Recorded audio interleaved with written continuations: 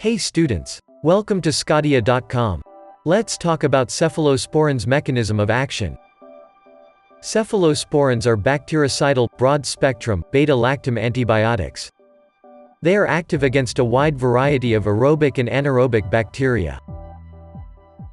Cephalosporins kill bacteria by disrupting peptidoglycan formation in cell wall. In bacteria, transpeptidase enzyme is responsible for cross-linking of peptide chain.